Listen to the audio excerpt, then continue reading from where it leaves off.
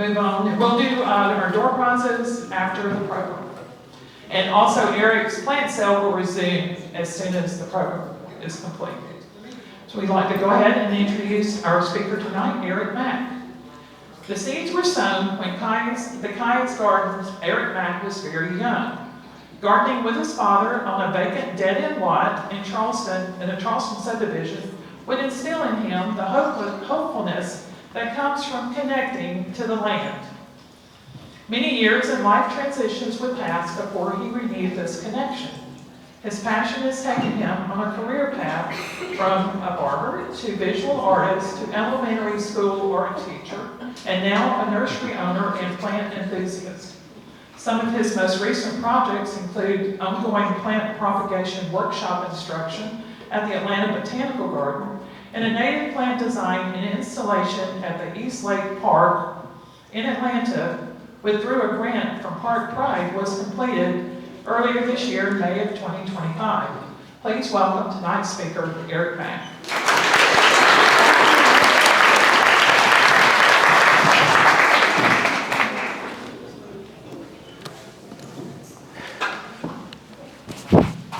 Can you all hear me? Yeah? Thank you all for having me. I'm really excited to be here. Noonan is a great place. Cruising through, I just felt very relaxed as I was coming through the town, and it's just really great to see new faces and garden lovers all at the same time. So I'll go ahead and start. So what?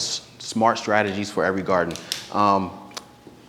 I chose this topic because I grow so many different plants, and I feel like when you grow a lot of the plants, you really get to learn them in a way that, say, if I wasn't a grower, you could still learn, but I have a large, massive boneyard of plants that I have not grown so well. So I've learned the hard way, so you all hopefully don't have to.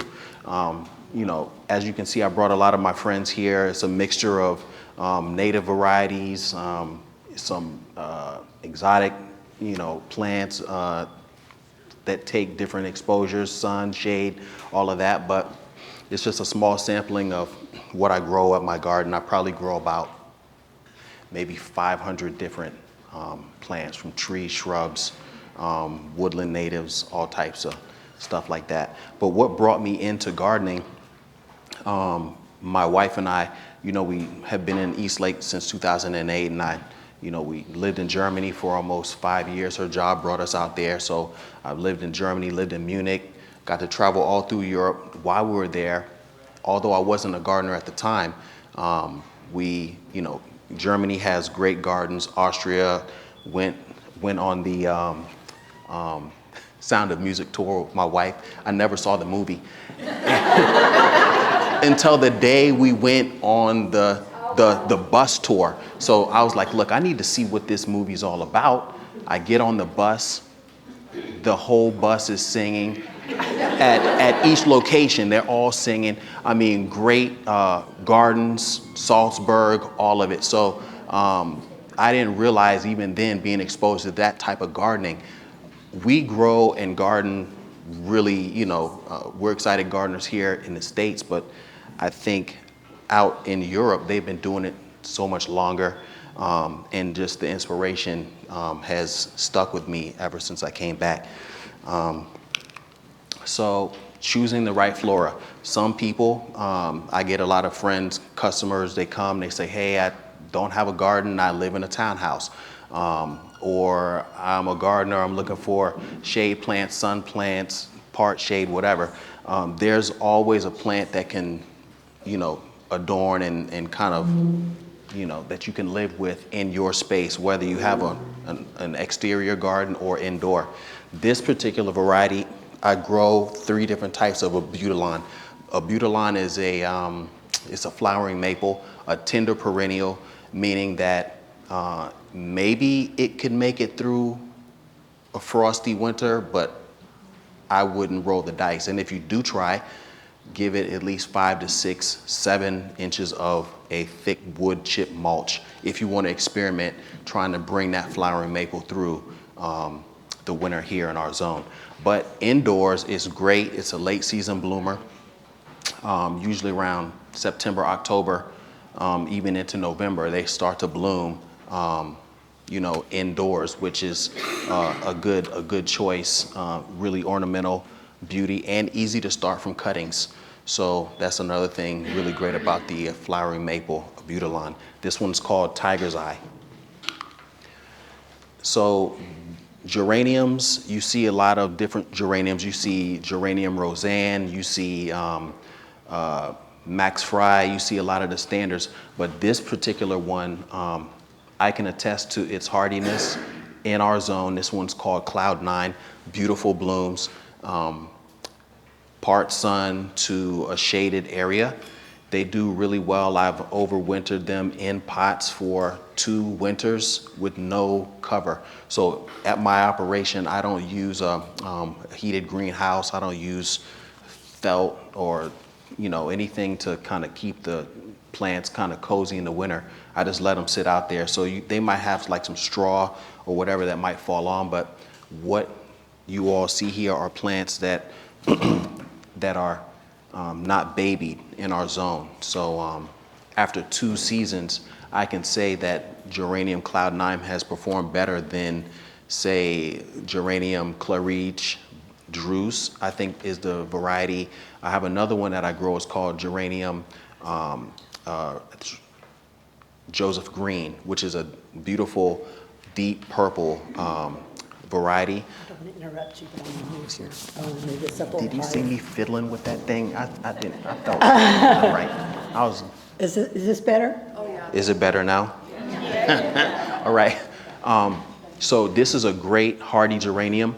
A lot of times people hear geranium and they kind of think about the kind of tender varieties, but this is a great variety, and I really love the color. Really, really nice.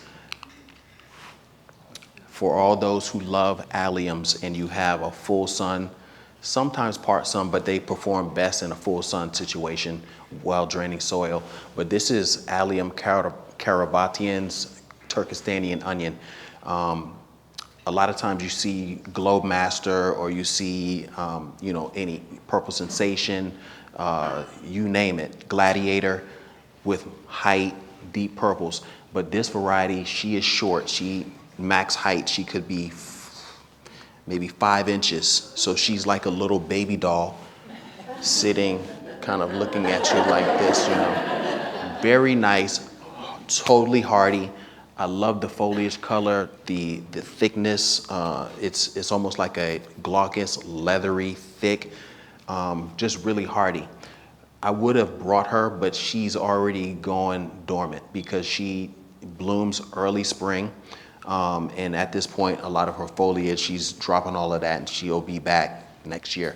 But I do have plenty of them at the nursery, a great variety that I don't see many places, but once I started growing it, I always try to keep it.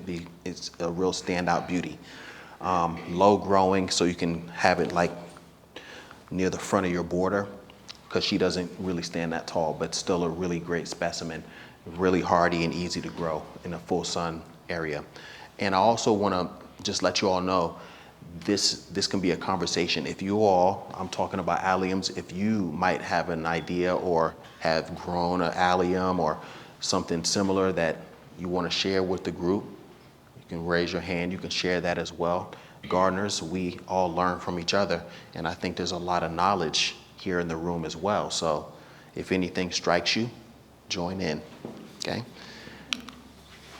Baptisia dark chocolate. So there's a lot of Baptisias on the market. Some people only love the pure native varieties. I also grow those as well, which I didn't bring them, but I grow the Baptisia australis wild white indigo, also the standard australis in all blue, and a lot of hybridized varieties. This is one of them as well. Dark chocolate is a beautiful deep purple bloom, comes back reliably, usually by the 2nd to 3rd year. She's, near a mature height, width. My trick that I use in my own garden, when I first started growing these, I have, near the front, right and left, we have the gutters that come down on either side.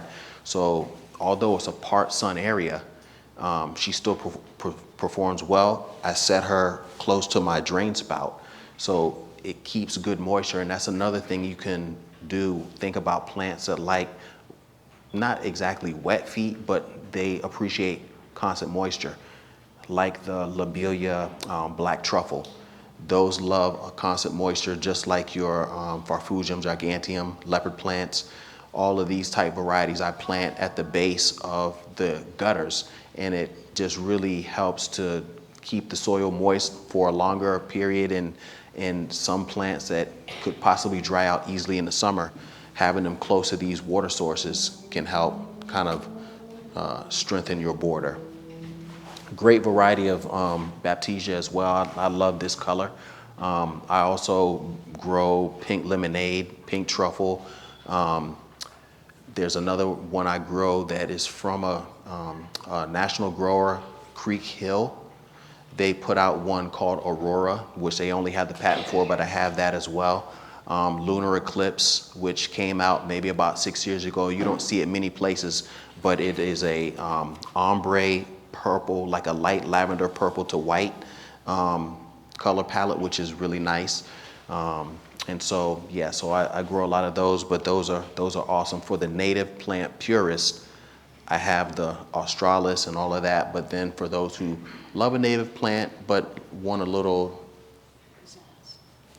you said it, pizzazz, then you can kind of choose something like this, which still, pollinators still love it, and it's still very beneficial. Another great native plant, this is, it should be seen more places, but the Polemonium Sonia's bluebell, this is Jacob's ladder.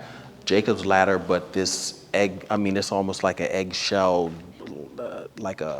just the blue tone is, I almost want to eat it when I see it. You have that one? No, microphone. Oh. You're good. It just cuts out. Yeah. Better? Okay. All right. I'll just tell y'all, I taught K through 5 for years, and so just having fun up front, you kind of have to do that to keep them in a, just to keep them wrapped up, you know what I mean? But the Polemonium Sonia's bluebell, great in part shade, even takes a little bit of sun. If it's going to have sun, it would want morning sun and not so much afternoon because it's the hottest. But if your soil is moist, she should be fine in some afternoon sun as well. But a beautiful bloom, really reliable in our zone. I grow Sonia's bluebell. I also grow Stairway to Heaven. I grow Touch of Class. I grow Golden Feathers. Golden Feathers is a variety of Polemonium that was hybridized in Australia, has chartreuse and green, pink variegation. So it's really the only Polemonium with a variegated palette. Really hardy. Like I said, I've been growing all 3 of these or 4 of these varieties for the last 3 years, and in 6-inch pots with no mulch on top, and they come back total troopers in the garden down here in Georgia. So keep your eyes open for the Polemonium. So a lot of people, about the sea hollies, and there's so many different types. Borgatii is a Mediterranean version of what we usually see, say, Big Blue is something that you see here, Eryngium zabilii, Big Blue, or Eryngium Blue Glitter, or Eryngium, there's a lot of standards you see, but this particular variety, I started growing it last year.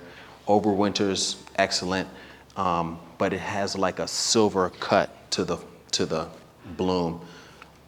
Magnificent. I love a spiky, I love foliage, I love, architectural plants, but this one is a real standout when it comes to Eryngiums.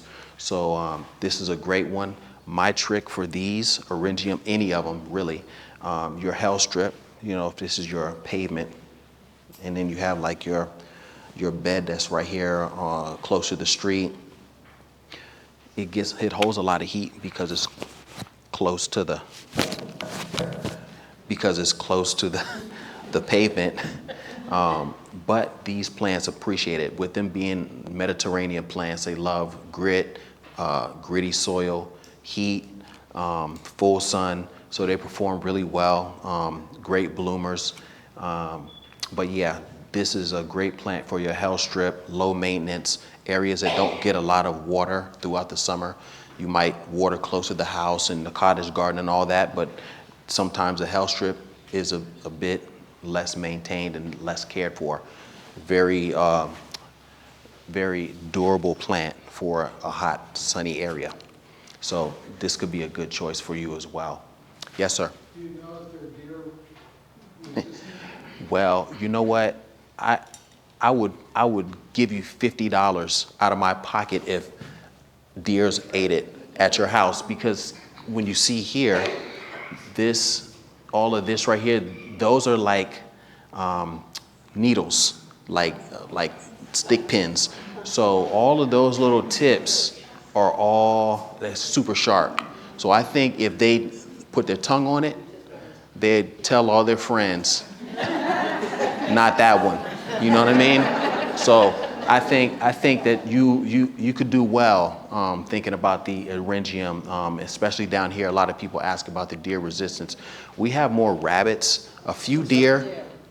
We have more rabbits in my little area, but I think down here you all have more deer than we do.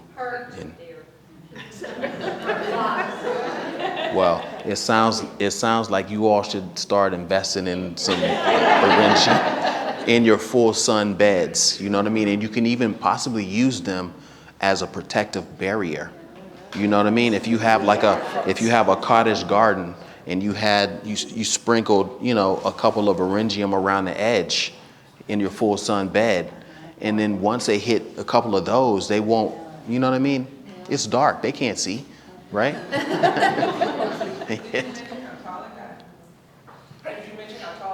These get about maybe 3 feet, at least 3 feet in height, so they get pretty tall. And that's with the bloom stalk. The foliage itself, it kind of sits kind of low, but with the bloom, easily about 3 feet. Did you bring any of that? I did not, but I have. See that I gotta dangle the carrot. You catch on quick. Look, I brought some of the ones on my presentation I brought, but then some I didn't, because I gotta dangle the carrot to have you all come up to, just to, you know what I mean? But no, this is a great one right here. Blatilla striata shiran. So this is a beautiful shade-loving variety. This is the Chinese ground orchid, super hardy in our zone. There's probably like at least five, maybe 6 on the market. But this variety, I love the color. It's a spring bloomer. I plant a lot of them at the base of trees in shade. They like dry shade. And as long as the soil is like well draining, they should come back every year. But if it's soggy, with not, say, perlite or some type of grit in that soil mix, they possibly could rot in the winter, because the root system, it just wants to kind of stay open and clear. I have lost a lot of them, so I'll tell you, they don't want to be soggy. I learned the hard way. But this is a great variety right here, Chinese ground orchid. Another great shade lover, and I do have a bunch of them growing at the house right now and available for sale. This is Regersia bronze peacock. There's maybe 3 to 4 different types of Regersia, not really known in our kind of zone, and I don't really see them many places, but I can attest to the hardiness. They come back every year. They love shade, they love moisture. So if you have like an area that, is shady, and say, even if it's next to a gutter or a little water source or whatever, but these are wonderful plants. I first learned about this plant watching 3 years worth of Gardener's World with Monty Don. So, you know Monty, look, if Monty is talking about the bronze peacock, I said, oh, well, then I had to do my own research, but he spoke very highly of it. I trust him. My wife says I have a man crush on him. Maybe, maybe. I like how he delivers. I like his delivery. I like, his cadence, he's very, so I like this guy. I trust him. Grew it myself, and it's totally hardy here in our zone. You don't see it many places at all. You could mail order it, but you could also get it here. And I've tested them, and they all grow in our zone, and just really, really great. But moist, shade, and excellent foliage. Excellent foliage. Here's another beauty right here. So there's a lot of different gardeners. Some gardeners that I've run into, they're like, oh, aconitum, monkshood. They say, is that what I think it is? And I said, it is. And what they think it is, they say, well, you think about wolfsbane. And a lot of gardeners, they grow for different reasons. Some herbalists, they look at the wolfsbane and it's very toxic. Belladonna, various things like this are extracted from it.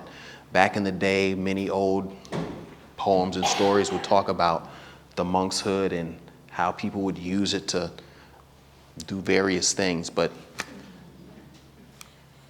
it's a fun plant. You know what I'm saying?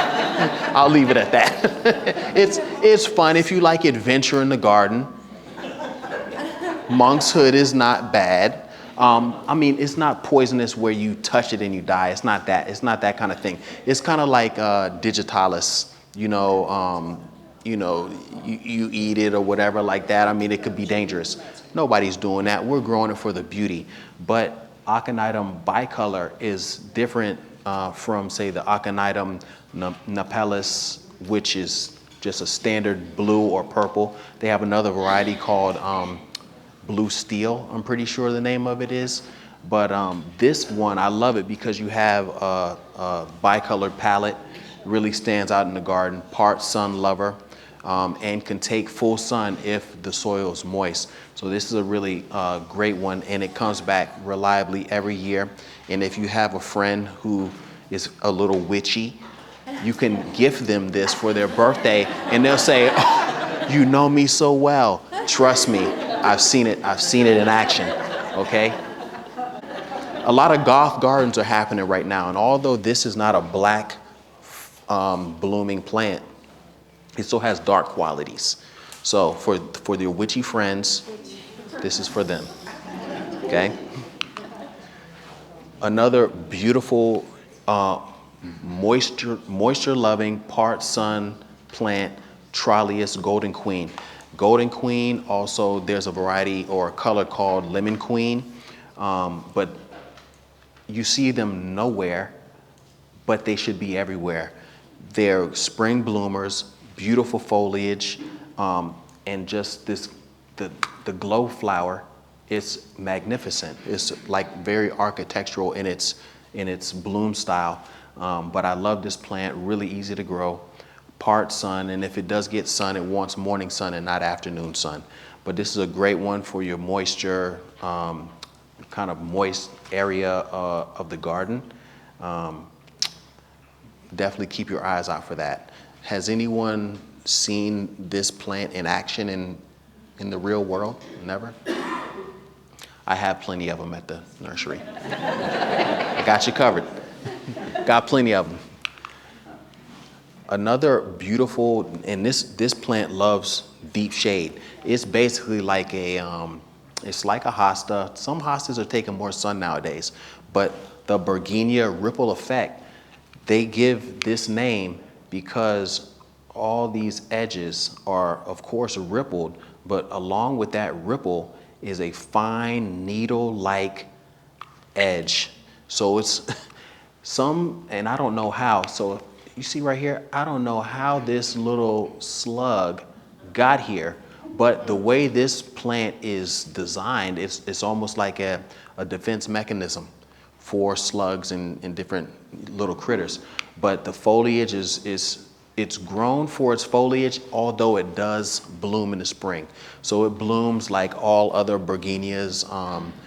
They have dragonfly, angel kiss, all these other ones, but their foliage is not as wide. This variety has enormous foliage, almost 5 times larger than the standard Bergenias that you might see on the market, but grown for the foliage, but also is a great spring bloomer. So if people have so many hostas they don't know what to do with, you can mix it up with plants like the Bergenia. You can also mix it up with plants like Tricertis, and Tricertis is right here on the table. This is another name common name is toad lily, but a lot of people would look at the foliage and say, "Oh, is that a hosta?" No, it's not a hosta. It looks like it could be, but this is a part shade loving, clumping, 3.5 foot in height. But it just colonizes. It doesn't run and take over an area, but it's great foliage in a shade garden and a late season bloomer. So it's blooming around the time of your asters and the few other plants that are blooming at the end of the year. So you like your Caryopteris, your Tricertis, even your chrysanthemums, and that variety right there starts blooming in the spring and blooms all year long, which is pretty amazing because most of the times your chrysanthemums are late season bloomers. But there's 2 colors in this series. This is mammoth bronze, the mammoth bronze gold, and then there's another one, a mammoth bronze red or something like that. But those 2, they bloom all season. And I don't always love chrysanthemums, but for some reason I like the yellow center and I like the long bloom time on this particular variety. So those are really cool as well. And at the nursery, I also grow the Ryan Gainey chrysanthemum. And I had an awesome garden friend who had a bunch in her yard, gave me a few of them. I took a bunch of cuttings 2 years ago. Now I have a nice little stock of them, but the color is beautiful. And a lot of gardeners, a lot of hardcore gardeners who were gardening even before I was, who knew all of the work and all the great, knowledge that Ryan Gainey shared with the community, they hear that I have it and they're like, well, we used to see it at Goodness Grows. Once Goodness Grows closed down, they were like, nobody has it around. I'm like, well, we got to change that, But it's a great variety. I'm pointing at this like this is Ryan Gainey. It's not, but a great variety, and I do have those as well for those who want to keep his spirit alive in the garden. Nacella Mexican feathergrass. I love a great grass. I love foliage. The reason why I brought this one on the screen just because I love the movement. It's a very fine grass, catches wind gusts, gives great movement. It's not there's all types of grasses. There's some that are stiff, some that are more rigid, but this one flows, catches the wind. If you're looking for like a grass that will give you 4 season interest all throughout the year, it's a great one. And so, some people shy away. They look for things that are, I'm looking for variegated foliage or blooms or whatever like that. Although she doesn't have much in the way of blooms, she still gives 4 season interest, great movement in the garden, adds a very delicate, wispy kind of feel. So I'm always loving to talk about grasses. Another one that I don't think I have it in a slide, but it's called Lamus Blue Dune.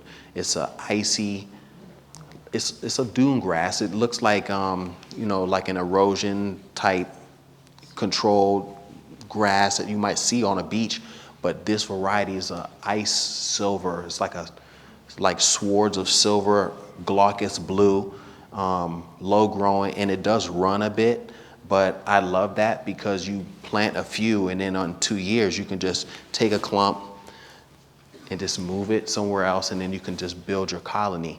But the Lamus Blue Dune is an excellent grass for those who do love grasses, icy blue, and it gives great contrast to most plants that are growing in our garden beds. Most foliage is going to be some type of green, either a deep green or emerald or lighter yellow green, but that Lamus Blue Dune really breaks up the beds with its form and also color.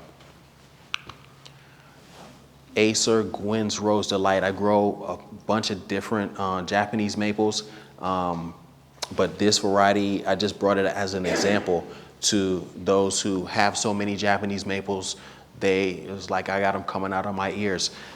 I see a lot of them myself and grow a lot of them, but the Gwen's Rose Delight is a variety that I think it really stands out. From the palette, you get your magentas, your deep greens, your all the tones, deep crimsons, deep purples, but this is an awesome variety of Acer. And you know, it's an easy plant to grow. A lot of people, even for the novice gardener, although it's deciduous, it's great. You can grow it in the ground, in a pot, bonsai it, whatever. But the foliage, I just brought this as an example of a really standout Japanese maple, one that I really love, and sold my last 2 of them 2 weeks ago. I'm quite sad, but I have more coming in, but I love this one. If you ever see it, keep your eyes. Bless you.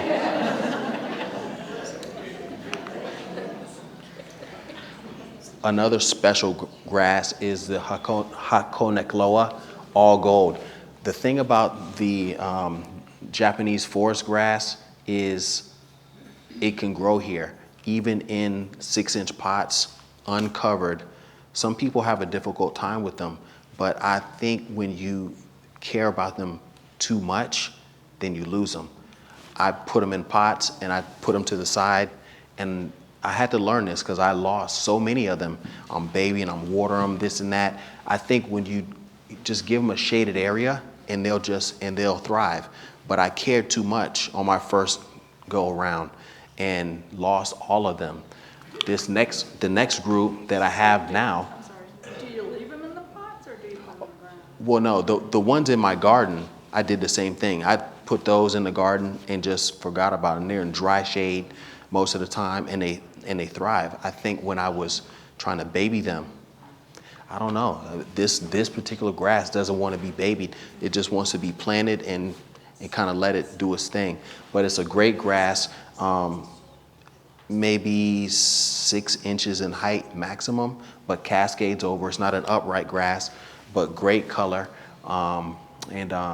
It could be worth a try for those who have a Japanese aesthetic, or even if you don't and you just like a nice grass close to the ground as a ground cover. It's really, really good. So it does work here. You don't see it many places in many gardens or for sale, but it does work, and it does come back every year.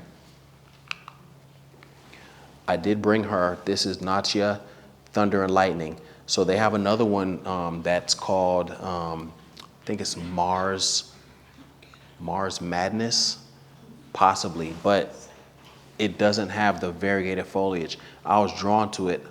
My first time around, I didn't do too well with it, lost most of them, but on the second time around and overwintered them for 2 years, even the ones I brought today in pots for 2 years, uncovered, I can stand and say that they are hardy. They come back every year, and they're actually, like, their bloom time is now. So some of the ones that I brought are budding, some blooms have faded, but if you cut the blooms, and they'll definitely come back because it's their season of bloom. But cream edge foliage, full sun, but I would suggest a part sun here in our zone just because of the variegation. If it sits in full 8+ hour sun, I don't think that it really loves it. I give mine a part sun. It gets afternoon sun. So it's the hottest sun of the day and most exposure, but the first half it's in a kind of filtered kind of sun. But these do really, really well. and it's definitely a standout. I love it's like 3 tones in the palette, but it's a great plant for your cottage garden, cutting garden, just to build up your bed. It really can stand out. So it's a really great one. Clumps, so it doesn't run. You might get, I think, maybe max 8 to 10 inches spread. So it's not running all over the place, but it's yeah, for sure. Easily divided. This is an awesome plant. I didn't bring her because she doesn't travel well. She's in bloom right now and she's not having it, okay? But Queen of the Prairie, for those who know, I've never been to the Biltmore, but I've had like 2 or 3 different customers come and say, oh, I just left the Biltmore and they have Venusta and it's just so magnificent. Queen of the Prairie, common name, meadowsweet for those native plant lovers. An amazing part sun, moist, almost wet soil, does not mind bog because it loves to stay wet and moist, but it grows to like 6 foot tall. So hence the name Queen of the Prairie, but a great native variety, beautiful bloom, and the foliage is really exquisite as well. So something definitely you want to keep your eye on. And if you're trying to build a native garden and you want some height in the back border, this could be a good choice. I also grow, which is not meadowsweet. Right now I have the Lictrum. It's called the Lictrum Ellen. Ellen, E-L-I-N, grows, is maybe 6 foot by 3 inches. Grows taller than the Queen of the Prairie. She's in bloom right now as well. And the Lictrum Ellen is the tallest meadow rue that's in production, but a very elegant plant. And I think I brought a Thalictrum, but it's black stockings, which doesn't grow as tall, but a very ferny, delicate foliage, but a really great variety. Philippinula rubra venusta. And this is Lunar Eclipse, the one that I told you all about. It's magnificent. I love the ombre palette. This, I think there might be only 2 or 3 different growers in the nation that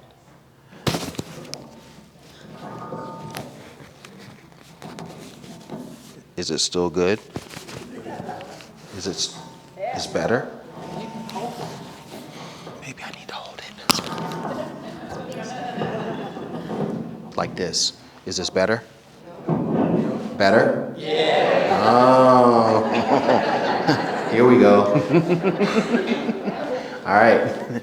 So, Baptisia Lunar Eclipse. I think there might be only 2 or 3 growers in the nation who, I guess, have the patent on it. You don't see it many places, but it's wonderful. I have this one and a number of others, but a great plant. The younger that you buy Baptisia, the longer you usually have to wait for the bloom. You can get one started from seed or whatever like that. It could be young. You could wait 3 years, maybe 4, but easily 3 years for your first bloom. But a lot of the Baptisias that I get, my material, a lot of it comes from Walter's Gardens. Walter's Gardens out, they work with proven winners. And a lot of the rootstock that I get on these Baptisias are G1s, and G1s are basically field grown and dug. So they're ready to go. Like once you put them in the ground, they bloom that year, which I think is great because I've grown Baptisia from seed and I wait forever. Me, I like action. I want to see some action.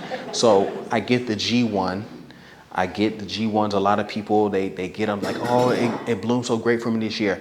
And I appreciate that because I want to see those blooms.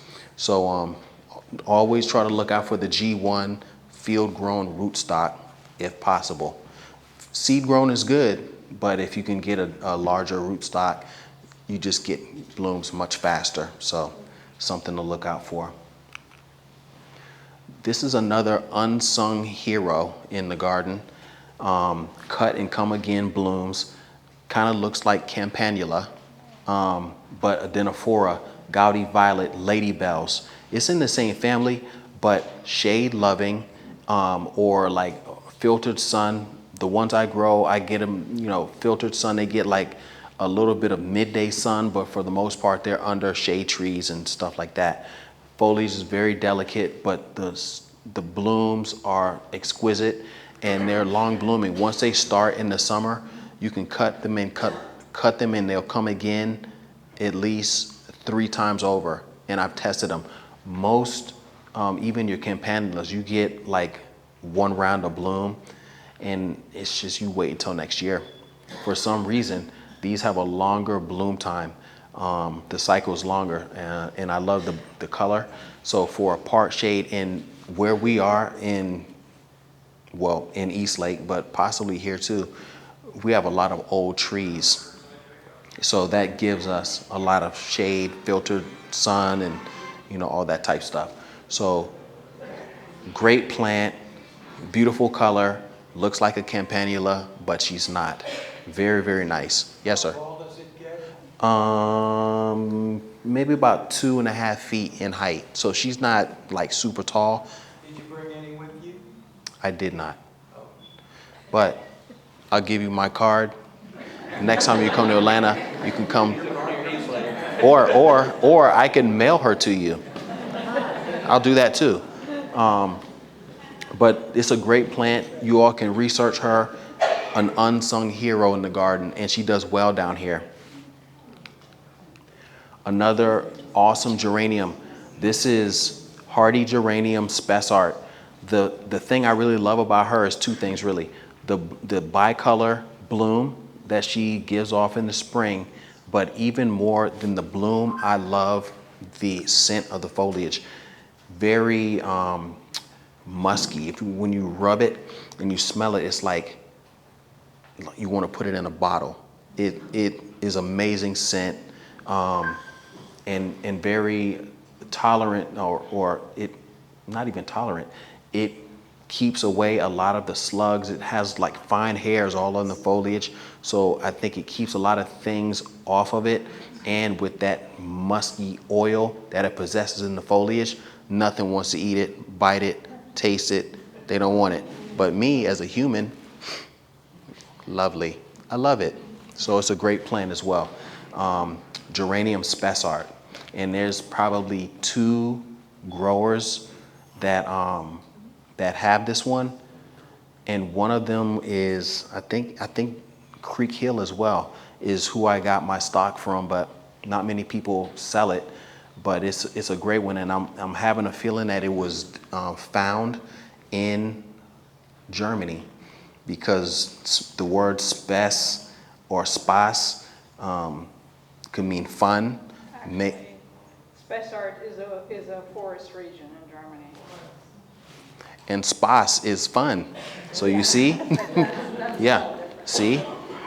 You spent some time there as well? Yes.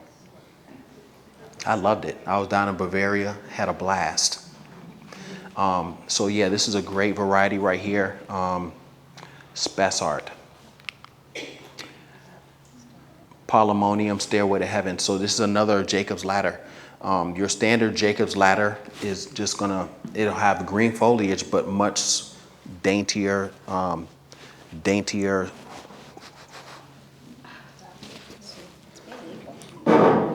Sorry. All right.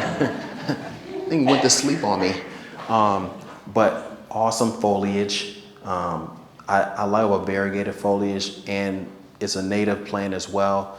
But you can't beat it. Stairway to Heaven, Touch of Class. The difference in Touch of Class in comparison to Stairway to Heaven, Touch of Class, the variegation is almost white.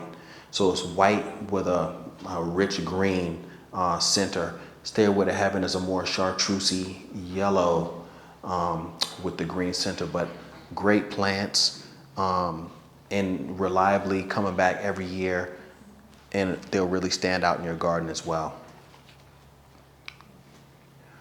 This is Callistemon Shiji Murasaki. So this is a Japanese beauty berry. We have, sorry, that's wrong. It should have been Calicarpa. Sorry about that. That's a typo.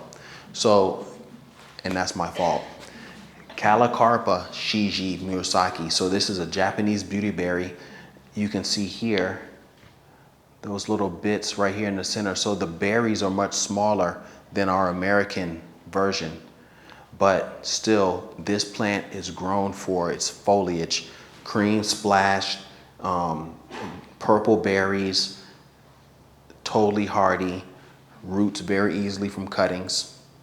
That's how I built my own stock, but this is a great plant for those who have a bunch of Calicarpa beautyberry but want another variety. It's a good choice as well. So I'll make sure I do an edit on that. I'm sorry about that. Calicarpa. I should have. I need to have you working with me. I like how you think. This is a German beech, Fagus aurea pendula. A wonderful, part sun-loving, excellent foliage. I've been growing them now for the last 3 years. It's a weeping variety. I love Japanese maples that weep. I love trees that weep. I just love the cascading nature. This is a great specimen for the true collector. She's a real standout beauty. Another weeping variety that I do grow is the Falling Waters bald cypress. So the taxodium usually is upright, moisture loving. The Falling Waters is the same, but it just cascades and weeps. And so those are really great. I have some of those and a number of other weeping. I also have like a bunch of Ruby Falls, Cercis, and anything that's kind of cascading, I'm looking at it and trying to grow it. So, but this is a great variety right here. Totally hardy, 3 years in pots in the nursery. So I know that they'll do well down here.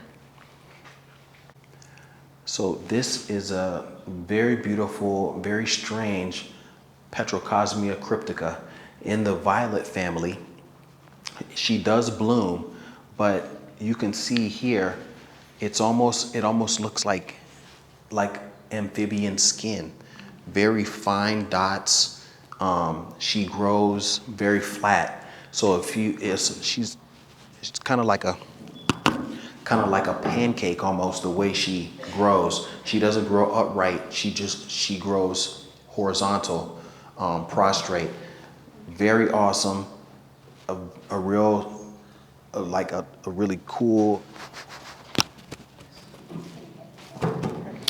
plant. And for those who like to submit and be a part of different, like the Atlanta Botanical Garden, they have like the different shows, the violets and different plant shows and stuff like that. You could really razzle dazzle them. If you bring in one of those, they'll be like, oh, first prize. Yeah, this is a really a collector's piece. And it's for those who also like violets as well. She doesn't want to freeze in the winter, so you'd want to keep her in a pot and enjoy her indoors. She wants to be taken care of. Let's swap you out. Sorry. No worries. Yeah, he keeps going to sleep. Is this better? Let's just turn it on. Okay. I was scared. This is the real deal. So the thing about this baby right here, you all might know about Vernonias. There's so many of them. There's Vernonia, Summer Beauty, great native variety as well. Pete Udoff used, I don't know, maybe 5 different Vernonias in his Chicago Botanical Garden planting. He used a bunch of them. But this one he didn't use. This is a Vernonia native to Texas. High Country Gardens, back in the day when the original owner, I forget his name, Mark, maybe something like that. But before he sold the business, he had these for sale. I bought like 3 of them because I love foliage. And this is when I was just starting the garden. I wasn't even growing this many plants, but I bought it, put it in my yard, on my hell strip. I mean, if this is the street, I have it planted right here because it wants hot, dry, almost desert-like conditions. Beautiful blooms. This is the foliage right here. It's like white. It's silver ironweed, and the foliage is just that. It's silver and felty, full sun, drought tolerant, beautiful blooms, pollinator. For the last 3 years, I tried to grow my own stock from seed and failed every time until this year. I took cuttings and they struck. The trick was I used a terracotta pot, and I put the pot in a sandwich bag with regular soil, took the cutting, put it on the edge of the pot, soil, and I got my first 2 to root. I got another 4 on the way, but the trick was I always was using like a plastic pot. Too much moisture. It's from Texas. It likes the moisture to be wicked off. It doesn't want to sit because they always rot it. So that is a trick for all of you propagators out there. If you're having trouble with a plant and it keeps getting black leg and rotting and dry on you or just dying, try the terracotta pot in a sandwich bag with your hormone or whatever you want to use. Put that cutting right on that. So if this is your pot, you want to put your cutting like right here on the corner, right next to the edge of that pot, not in the center. It worked like a charm.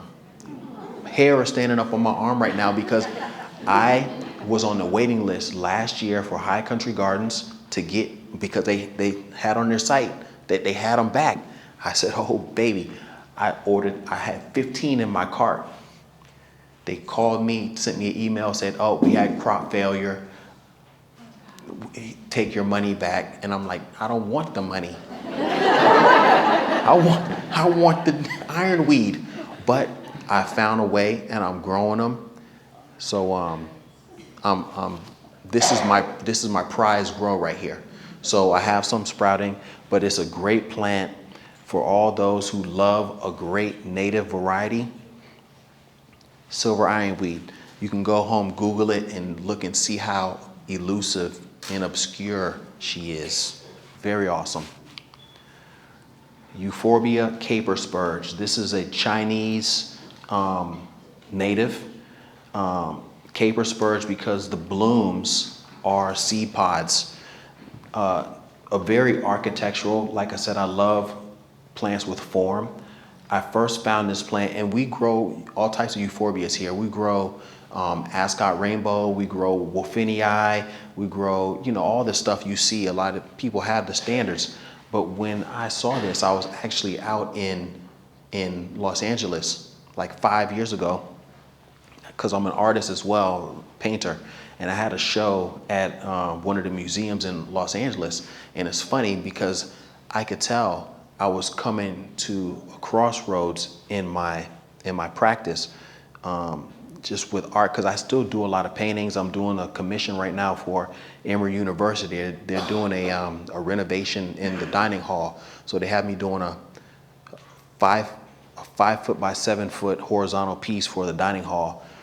They want it by the end of the month. I'm working hard, but it'll be done when it's done. You can't rush a masterpiece, right? So I'm working on that, but I'm out in LA, and everybody, usually I want to go to other galleries and see other galleries, check out museums when I'm out there, shows and stuff. The last time I went to LA, all I wanted to do, I just Googled plant nurseries. That's all. I went all around the city. I'm in Ubers dropping me off at the plant places, and I'm just buying all these plants. I see this one and I'm like, whoa, I've never seen anything like this. brought it back. It was just one plant. Now I have like 30 of them, because when these seed pods, which are the blooms, go brown, I take them out and just replant them, and they just keep coming up. They're biennial, so every 2 years they will produce seed. But as some are growing, I'm dropping seed, and then I just have a continuous just crop of them. But I love the form of them. They're really awesome. And I had 2 like boxes, well actually 1 box about that size, leaving LA full of plants. So I get to the airport, I'm in the taxi, and the guy's like, oh yeah, you'll never be able to get that back to Atlanta. I said, watch me. I get there, I have a whole box of plants. I mean, it's covering my face. I get there, I go through security, and they look at me, then they look at the plants, then they look at me, and then they look at the plants, and then they just push it through down the belt. I go through. Who knew? So I make it through security, and then I get to the gate to get on the plane. And you know, the flight attendant, she looks, and she's like, ooh, what do you want to do with these? I said, well, I want to bring them with me. I said, I can't leave them. These are my babies. And she said, I said it just like that. And she said, come with me. So she puts me next to like the, you know, little emergency door where we have more space, set the box right in front of my feet. I brought her and all the rest of them back home. It can be done. It can be done. Just remember, look, just you have to have passion. And when you show that passion, they're not going to have you discard those plants. You can bring them. Okay? So from LA, still thriving, like 5, 6 years later, still doing great. Great plant.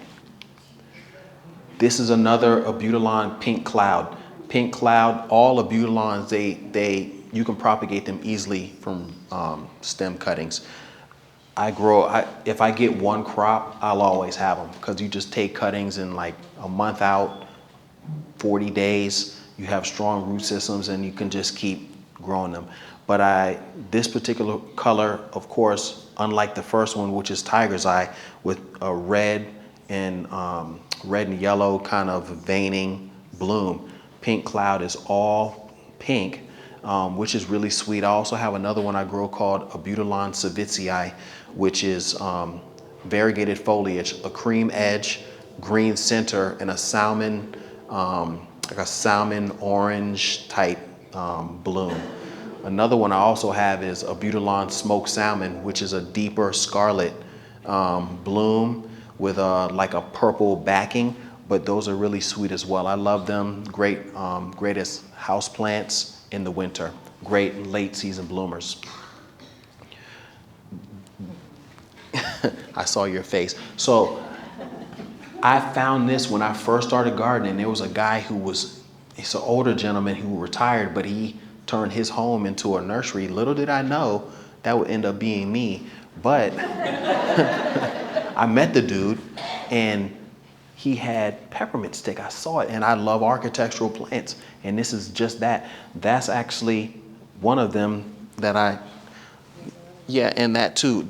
And the thing about the peppermint stick is, so they grow to about, maybe 15 feet tall. Like they grow to the rafter, and at the end of the season, they have a seed, like a seed head, like a plume.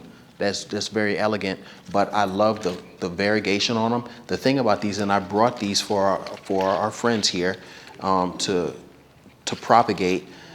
It looks like bamboo, but it's totally not. At each node, you can cut at the node and put that node in water and let it sit. Yeah, and you root it. You can wait for about, I don't know, maybe 40 days, 45 days. In water, you'll see the roots start to form, but like what, 40 days? Maybe. But easy to root in water, beautiful variegation, but that's a great plant. You don't see it very many places. People think, oh, it might run like bamboo. It totally doesn't. I've had it in my garden now for 6, maybe 7 years, and it stays contained. Very ornamental, great height, and a late season plume of seed head at the top. So it's really, really elegant. Is it deer resistant? I mean, it's reedy. It's deer resistant. It's- I got it, they don't touch it. It's reedy. Yes, but tell me, where did you find your Arundodonx? Somebody near Peachtree City. It might have been the same guy, possibly. But this is where you find these things. You find them at like small little operations. It's not, mass grown on mass. For what reason, I don't know. But it's a great plant and easily roots just by stem cutting. Yeah. This is a Hedychium Tahitian flame. So, on beautiful tropical bloom, very scented, smells like perfume. But there's so many different Hedychiums. Tahitian flame is a variegated form or a sport of Dr. Moy. Dr. Moy was the first, like the mother and father of this particular variety. But for those who want a tropical look in the garden, she likes part sun, not full sun. Even in the native habitat, she is an understory plant. So she likes a little cover, filtered sun, but very tropical, splendid smelling blooms. And if you buy one of them, wait for a year or two, and then you can just divide and just build your stock from the rhizomes that kind of sprout and continue to grow. So she's a really great tropical variety to keep your eyes open for as well. I did bring her, this is butterfly gold buddleia. I only grow 2 types of butterfly bush. This one, I love it for the variegation. It almost looks spray painted at different times of the year. The other one I grow is called glass slipper. Glass slipper is like a silver, it's like a very, like a silver luster foliage, which I think is really great with a light purple bloom, and they're actually in bloom right now. But I really love this variety. I think it was patented, hybridized by Creek Hill as well. But it's really, really great, and it doesn't run wild. It stays a bit compact, not like a 10-foot butterfly bush that you might be familiar with, a more compact variety, but smashing color and just a really easy to grow plant. That foliage stands out. Look at that. Can't deny it. So this is a ground cover for those who have a shaded area. The Asarum Quicksilver, it's really good. When we got down to like 9 degrees throughout the winter, like it curled up a bit, but once we got past that, it got rid of all the kind of damaged foliage and just comes back reliably every year. A lot of people use these in potting, like a container situation. If you don't mind it, because it will spread out. That's the thing about the Asarum. Some people want that. Some people want that to combat weeds, and you don't have to mulch as much by using something like this. But people love the silver kind of cuts through the foliage. It's kind of different. It kind of makes you feel like ivy, and we have a lot of ivy here in Georgia. Sometimes, you said it, too much. So that's why I usually suggest, unless you want it to do what it will do, in a container is good, so you can kind of keep it in a particular area. But it could be good in a container at the base, because you want your spillers. This could be one of those because it can kind of cascade over, but the foliage is really, really nice, and it gives season-long interest, so it could be something to consider as well. And so this actually, I think I took this, we have it's called like the East Lake Tour of Homes. So the year that we were on a tour of homes, I took the picture for that, but that's before I was even doing any of this. But this is just to give an idea of how I got to where I am. I was a fiend. I'm an artist. So when it came to the garden, the colors, the textures, everything you can do with it, I couldn't get enough. So much so to where on Saturdays, I would leave at 8 o'clock, come back at 3 o'clock with a car full of plants. And I did that for like 3 months. And then my wife said, you know what? I need to take your credit card because I'm telling you. It's beautiful, but it's not free. I'm coming in I'm unloading full car every weekend.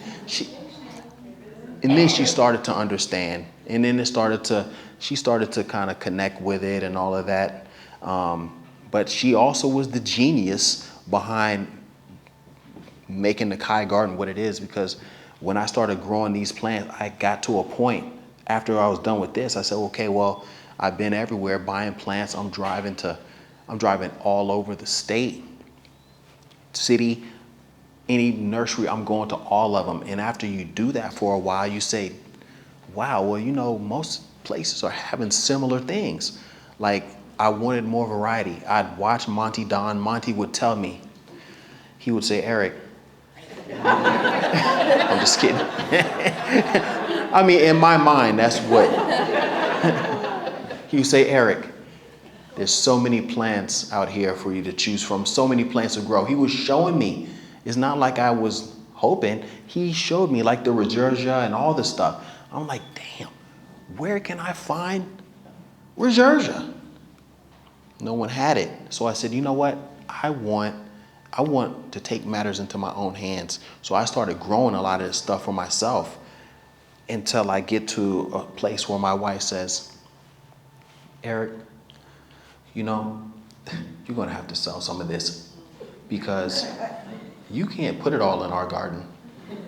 I says, what do you want me to do? She said, well, you need to have a yard sale. You need to do something because we can't use it all. So hence, that's how this all happened.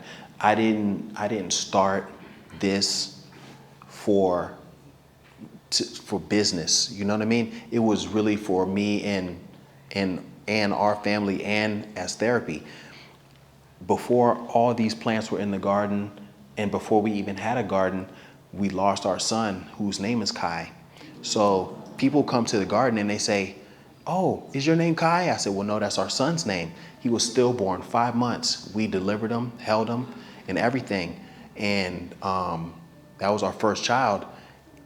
Once you go through something like that as an individual and as a couple, you find out who you are as a person, and you also find out what kind of relationship you have. Because even when we were going through therapy, after it happened, they were like, a lot of couples don't make it through something like this because somebody might blame one person, or it's a lot of different factors.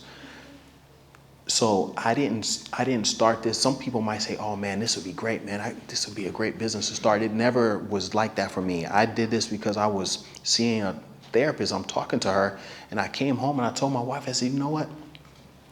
I don't really feel any different. I'm sitting here talking and I'm not feeling different. I'm not feeling better. Then she said, well, Eric, why don't you plant a few flowers around the mailbox? There was nothing in our yard but grass and lirio.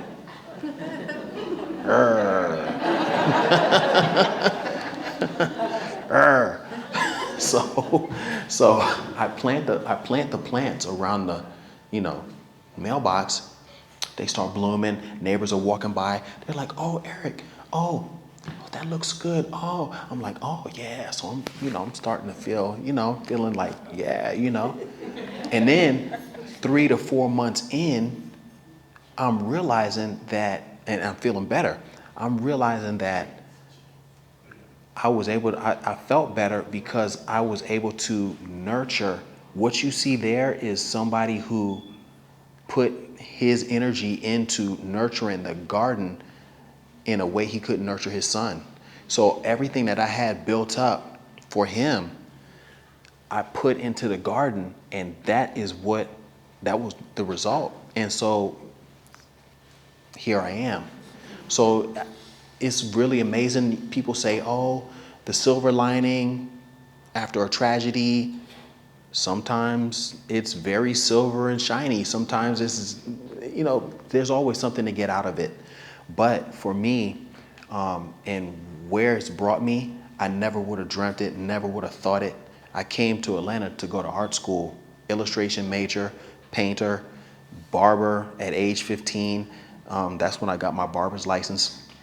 In South Carolina, my uncle ran a barber school, and my mom was a cosmetologist for 40 years, and she had 3 salons. So I grew up in hair care, started cutting hair at age 15, came to Atlanta, went to art school, cutting hair when I'm not in school, opened a barbershop once I graduated on Beaufort Highway.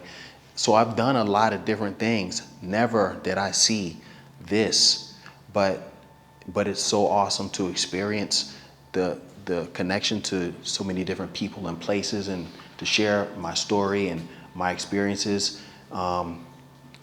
It's very humbling, so I appreciate it, and thanks for having me.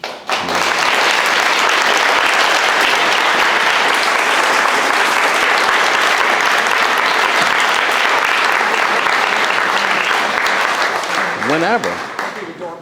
Okay, yeah. Yeah. Some questions. Anyone have any questions about anything they heard, saw, thought? Yes, sir. Can you compare the woolly grass with that Mexican flag grass? Are they similar? Which grass? The Mexican? Mexican flag grass, something like that, with the woolly. So the muhly grass has a more like a tonal seed, like the seed pods are like a pinkish. It has more color. The Mexican feather grass, they really don't. The seed heads are very fine, and they're not as pronounced. It's more all grass. Like even when it is producing seed, it's so delicate and fine. But your pink muhly is a more dramatic grass, and taller as well, and also native. Some people don't want the Mexican feather grass because it's not native. Yeah. But if you want height and drama, your pink muhly, it has more color. Yeah. One more question. Tell us when you're open.